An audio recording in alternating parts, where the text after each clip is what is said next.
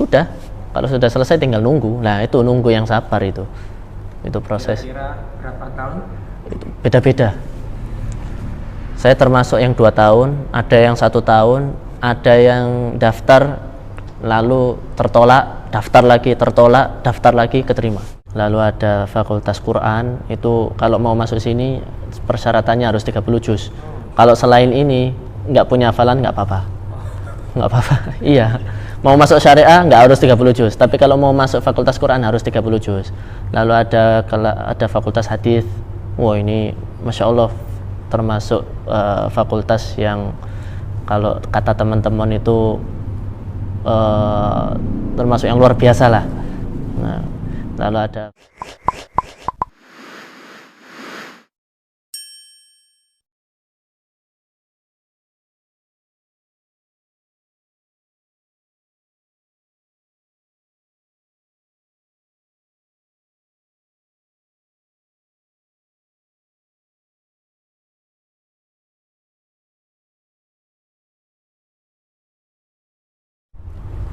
Mas, gimana sih kalau saya pengen daftar ke UIM, gimana caranya?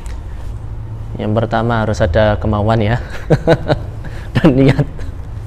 Lalu yang kedua harus difahami betul bahwa untuk bisa keterima di UIM itu Masya Allah betul-betul rezeki dari Allah, bejo-bejoan gampangannya ya, dan nggak bisa kita prediksi karena banyak teman-teman yang cerita itu di suatu pondok muridnya itu berprestasi, predikatnya mumtaz murtafi, tapi nggak keterima. Justru sebaliknya ada murid yang bules malah keterima.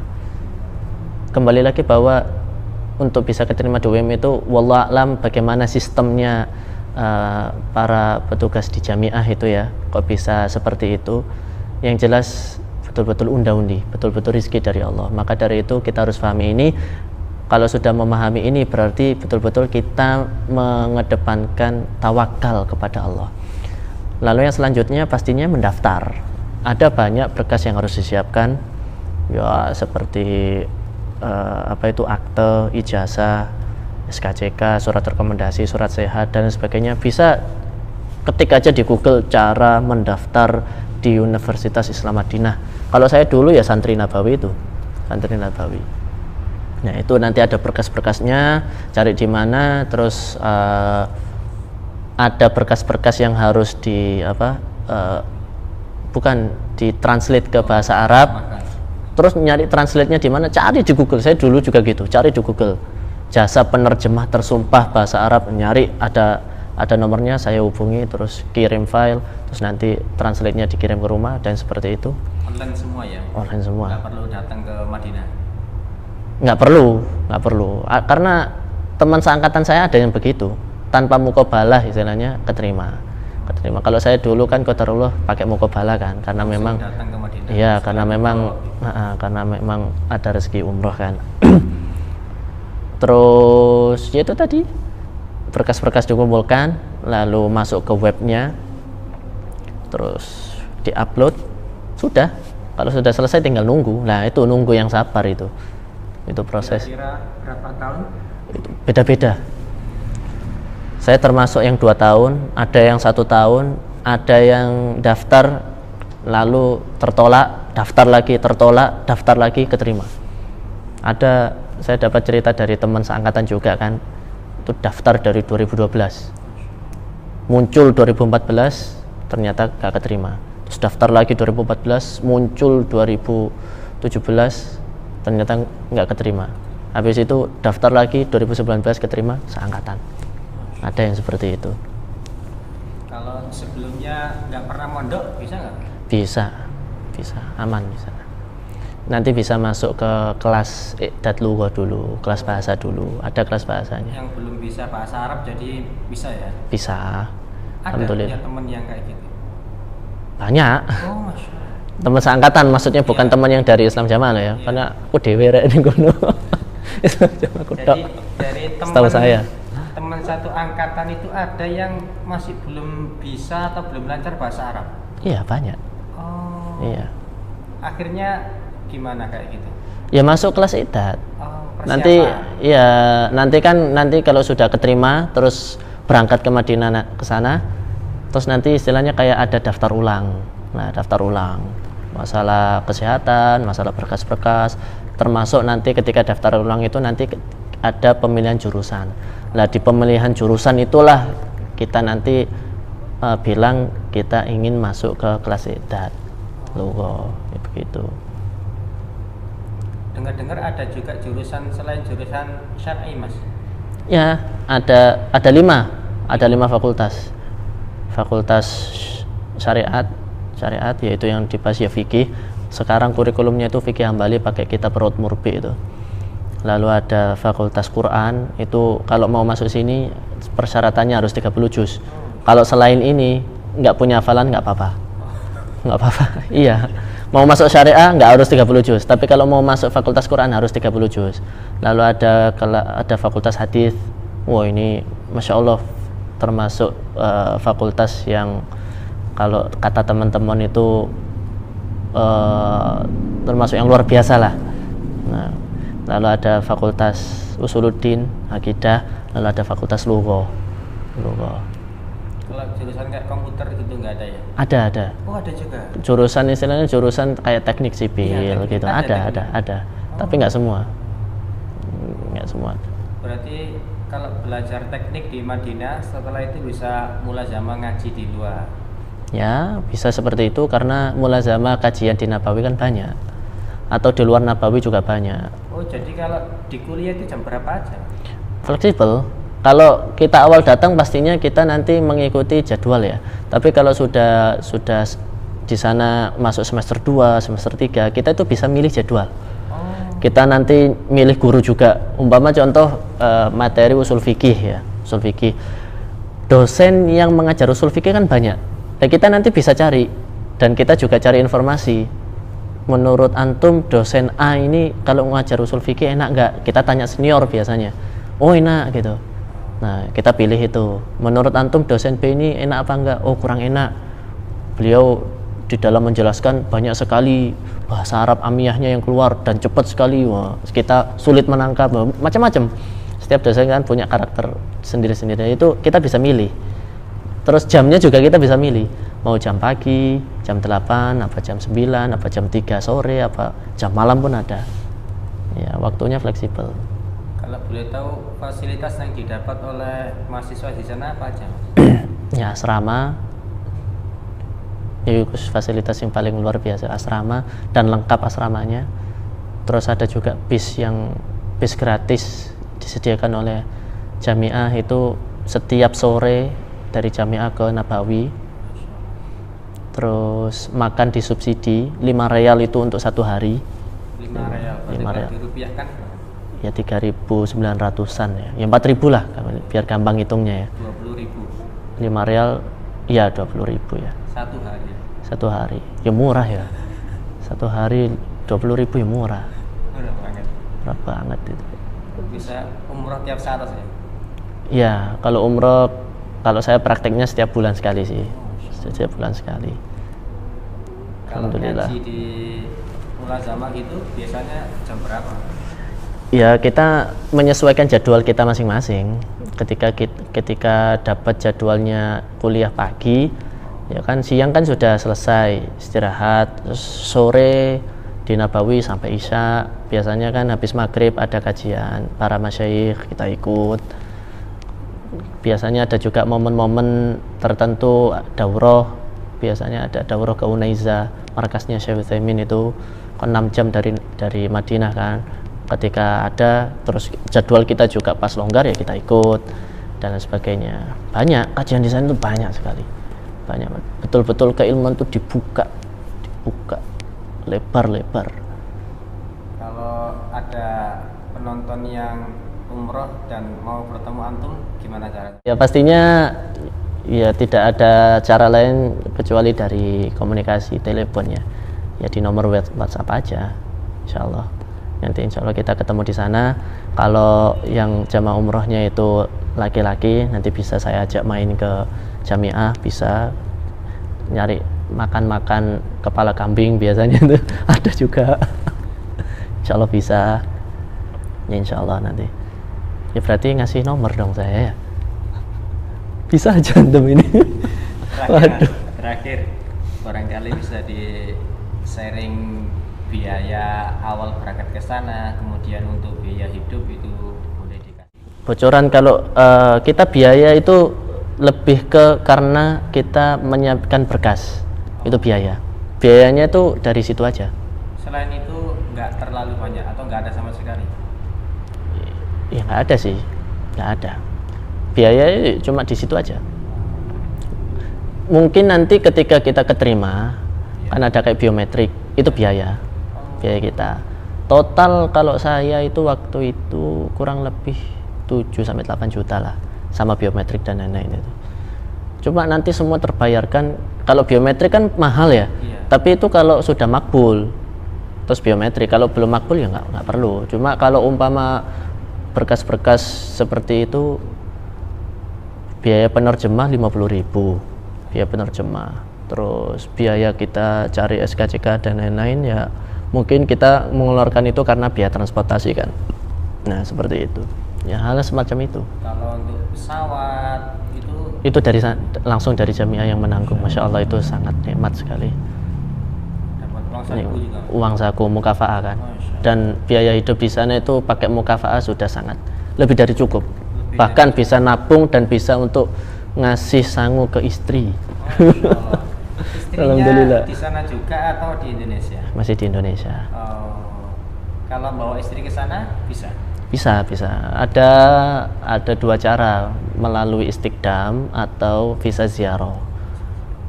Bedanya kalau Istiqdam itu nambah uang jaminan, ya 30.000 real itu bayarnya. 30.000 real. Ya dikali 4.000 lah. Harus siap dannya. Tapi uang jaminan itu nanti kalau kita sudah lulus dibalikan. Yang jelas kalau mau bawa, kalau visa ziarah, kalau Istiqdam khusus istri ya, tapi kalau visa ziarah itu bisa istri, bisa orang tua, bisa mertua, ya. Bisa ngajak orang tua mertua tinggal bareng di Madinah? Bisa. Visa ziarah itu masa berlakunya itu sampai 1 tahun. Per setiap 3 bulan diperbarui. Biayanya? Ya itu kurang lebih kalau di total semua ya, sama tiket pesawat dan sebagainya, ya kisaran 25 lah. 25 juta. Iya. Ya kan 25 juta terus di sana 3 bulan.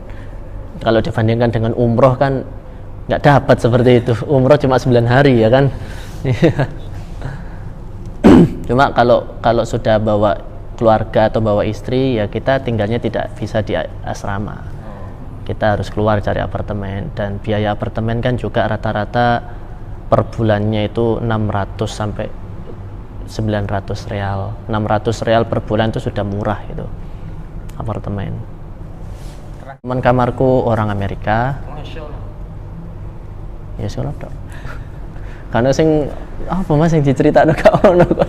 Ya sing nang ngono sebagainya ngono sinau mangan turu, sinau mangan turu. Belum ada rencana membawa keluarga ke Madinah? Ini rencana bawa istri insyaallah. Masya Allah. Bismillah. Semoga dimudahkan ya Allah. Gimana cara metode belajar yang baik dan benar? Metode belajar yang baik yang benar ya. Ya yang jelas metode belajar yang baik yang benar, yang pertama harus sabar, karena menuntut ilmu itu termasuk ibadah dan watulu zamani, lama. Perkataannya ulama Az-Zuhri itu, kalau kita belajar ilmu dengan jumlah maka itu hal berjumlah. Kalau langsung diforsir banyak, ya hilangnya ya cepet. Maksudnya awak dhewe nek sinau ya galite sabar, alon sebateng kelakon, istiqomah. Jadi sabar, istiqomah, terus yang jelas ikhlas, terus jangan lupa kita hafalkan dalil-dalil tentang surga neraka. Surga neraka itu untuk istilahnya memicu semangat kita di dalam beribadah ketika kita ingat surga, dan memicu rasa takut kita ketika kita ingat neraka. Nah itu aja. Lalu poin-poin ini, sabar, istiqomah, lalu mengharap pahala, berarti kan surga neraka istilahnya ya, itu kita ikat agar senantiasa saling memberi nasihat. Ya mungkin kita silaturahim ke teman, main ke teman, itu jangan lupa kita saling menasihati, kita saling sharing ilmu. Barangkali teman kita kajian di mana, kita kajian di sini, terus apa yang bisa disampaikan, saling menasihati lah. Nah, dengan saling menasihati itulah akhirnya kita itu bisa terus istiqomah. Kita ingat dengan pahala-pahala dan ancaman-ancaman, akhirnya kita betul-betul bisa istiqomah. Karena istiqomah itu kan berat, naik turun. Nah, dan akhirnya kesabaran pun itu bisa lama gitu sabarnya. Nah, itu yang pertama. Karena memang masalah besarnya tuh kebanyakan nggak sabar di dalam belajar, metode belajar. Lalu yang kedua masuk ke materi. Materi agama Islam ini kan sangat luas. Kalau merujuk ke kitab, kitab itu banyak sekali. Langsung aja di pembahasan intinya adalah, apalagi kita sama-sama orang awam ya, kita itu cuma butuh ilmu-ilmu yang langsung kita pahami, langsung kita amalkan, istilahnya gitu. Yang paling penting itu belajar yang berkaitan dengan akidah, terutama akidah yang paling benar adalah akidahnya Ahlussunnah wal Jamaah, dengan pemahaman para salafus soleh, dari usul salasa, kitab tauhid, terus usul sittah, nawaqidul Islam dan lain sebagainya. Ya dimulai dari usul salasah lah, dari usul salasah. Bagaimana kajiannya, ngajinya di mana? Kita di sini nggak ada kajian umpama yang membahas kitab itu. Ya di YouTube ada usul salasah, ada itu Ustadz Firanda, itu usul salasah Ustadz Firanda aja ada itu. Nanti beli kitabnya, didengarkan dan sabar. Lalu kalau mau bahas ibadah yang paling sering kita amalkan kan sholat. Nah, kita belajar syurutus sholat, syarat-syarat di dalam sholat. Ada kitabnya juga, ada juga sama Ustadz Abdullah Roy itu ada juga. Hal seperti itu. Jadi yang paling penting adalah kita itu pahami, belajar yang paling pentingnya itu akidah. Dan ini bagi saya dan bagi para ulama juga, materi bab akidah ini adalah materi yang harus kita pelajari terus sampai akhir hayat kita. Umpama usul salasah kita hanya bisa usul salasah, kita sudah khatam ya kita balik lagi usul salasah, begitu terus. Kitab tauhid juga begitu. Karena di Saudi pun ketika kitab tauhid itu sudah khatam, diulangi lagi. Karena itu masalah akidah kita agar kokoh gitu. Dan kalau bahas sejarah ya, terutama singkat cerita kenapa kok kesyirikan itu bisa masuk ke Saudi waktu itu melalui Amr bin Luhai itu salah satu faedahnya adalah karena ya ketidakadanya ulama dan ketidakadanya nabi yang mengingatkan tentang ketauhidan. Istilahnya jarang ngaji bab tauhid, istilahnya gitu. Akhirnya apa? Ketika dimasuki sesuatu yang berbau syirik, ya katut. Pentingnya akidah itu. Lalu merembet ke bawahnya ya ibadah. Ibadah paling penting ya sholat. Itu tadi syurutus sholat. Kita pelajari sholat yang benar. Kita mempelajari fikih-fikih sholat.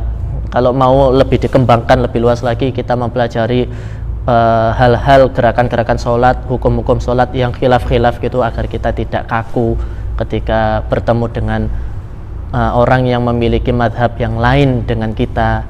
Yang satunya lutut dulu, yang satunya tangan dulu, yang satunya kalau atahiyat diem, kalau yang satunya atahiyat gerak. Itu kita tidak menyalahkan, karena itu masalah ibadah, nggak masalah, itu toleransi. Tapi kalau bahas yang awal tadi akidah, tidak ada toleransi. Nah itu. Lalu merembat lagi ke puasa, rukun Islam lah, puasa, zakat, haji, bila mampu dan sebagainya. Lalu merembet lagi, kita belajar tentang adab dan akhlak, adab kita kepada Allah, adab kita kepada Rasulullah, adab kita terhadap agama Islam ini, adab kita terhadap orang tua, terhadap masyarakat, sosial, tetangga dan sebagainya, kita pelajari. Itu. Kitabnya? Kitabnya ada kitab yang sama Ustadz Aziz tuh, ensiklopedia itu, adab itu kan ada juga. Ya banyak sih, banyak. Atau mempelajari bab-bab tentang akhlak juga. muamalah dan sebagainya. Karena secara tidak langsung kan agama Islam itu kan terdiri dari lima unsur itu tadi yang sudah sering dijelaskan sama Ustaz Aziz, terutama kan ya akidah, ibadah, akhlak, adab, muamalah itu.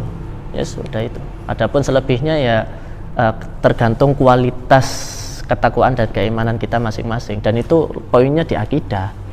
Bedanya orang satunya itu sholat bisa khusyuk sampai nangis, satunya sholat abal-abal istilahnya, itu perbedaan kualitas akidahnya, kualitas tauhidnya beda. Itu pentingnya tauhid di situ. Makanya jangan bosan-bosan ketika ada ustadz mempelajari usul salasa umpama, aduh aku wis katam, jangan. Karena kita carinya bukan katam-kataman, kita carinya ilmu. Ilmu itu kan roh untuk jiwa kita, untuk hati kita, agar betul-betul semangat. Karena memang capek, lelah, sabar, ya harus sabar. Kita bisa istirahat nanti ketika kita di surga, ya kan. Kata Imam Ahmad begitu ketika ditanya kapan kita ini istirahat gitu. Ketika kamu nanti menginjakkan kaki di surga, satu langkah masuk surga, itulah waktu untuk istirahat. Selesai sudah tugas kita.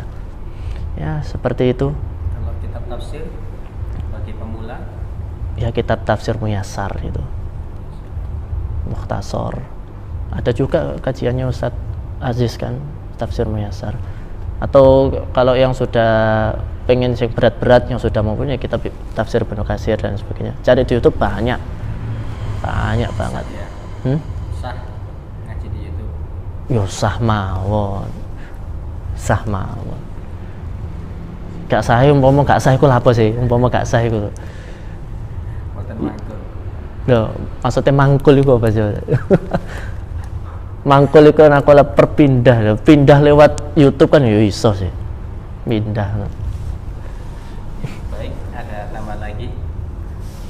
Tambahan mboten sih, insyaallah cukup insyaallah. Ya, semoga kita semua bisa terus berada di naungan taufik dan hidayahnya Allah, bisa istiqomah, terutama teman-teman yang masih di Islam Jamaah, ya istilahnya jangan takut lah dengan ancaman-ancaman nanti murtad, murtad itu keluar dari Islam, bukan dari golongan. Kalau umpama ini kan golongannya ini Islam, karena apalah Islam ila ya itu tadi, kembali lagi apa itu Islam gitu loh, cari tahu apa itu Islam. Jadi kalau sudah betul-betul tahu dan ini hadis sahih, Islam itu begini, rukun Islam dan sebagainya, sudah kita berhak, kita yang menentukan surga neraka kita sendiri, bukan orang lain. Besok dari kiamat itu orang lupa kok, orang ibu lupa dengan anaknya, anak lupa dengan orang tuanya. Kok bisa Bapak Imam ingat dengan royahnya, itu bagaimana? Ya, logikanya begitu aja lah. Jadi jangan takut. Allah itu tidak akan meninggalkan kita, tidak akan pernah menzalimi kita. Insya Allah pasti ada pertolongan. Ya hasbunallah wa ni'mal wakil. Insyaallah. Baik, insyaallah sekian dari kami. Jazakumullah khairan. Barakallahu fikum. Allah yabarik fiik. Kita tutup dengan doa kafaratul majelis. Subhanakallahumma wa bihamdika asyhadu an la ilaha illa anta astaghfiruka wa atubu ilaik. Assalamualaikum. Waalaikumsalam warahmatullahi wabarakatuh.